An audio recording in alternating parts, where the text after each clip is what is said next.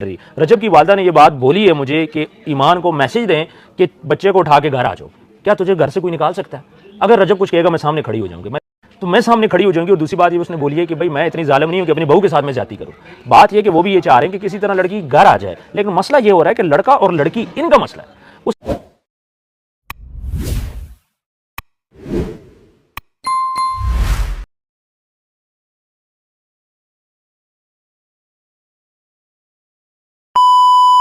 रजब की वालदा ने यह बात बोली है मुझे कि ईमान को मैसेज दें कि बच्चे को उठा के घर आ जाओ। क्या तुझे घर से कोई निकाल सकता है? अगर रजब कुछ कहेगा मैं सामने खड़ी हो जाऊंगी, मैं सामने खड़ी हो जाऊंगी। और दूसरी बात ये उसने बोली है कि भाई मैं इतनी जालिम नहीं हूं कि अपनी बहू के साथ में जाती करूं।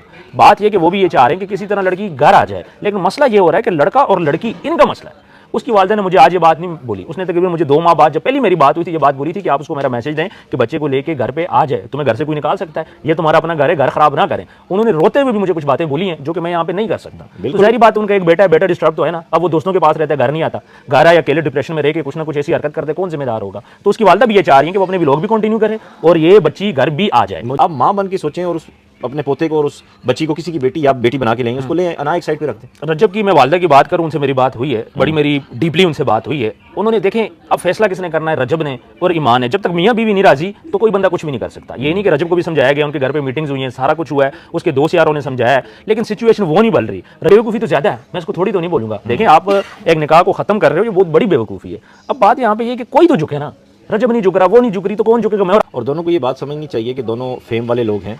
अब रजब की फॉर एग्जांपल आईडी को कोई लड़की लाइक कर देती है, बेशक फेक आईडी हो, तो उस पर ईमान का लड़ना बनता नहीं बनता।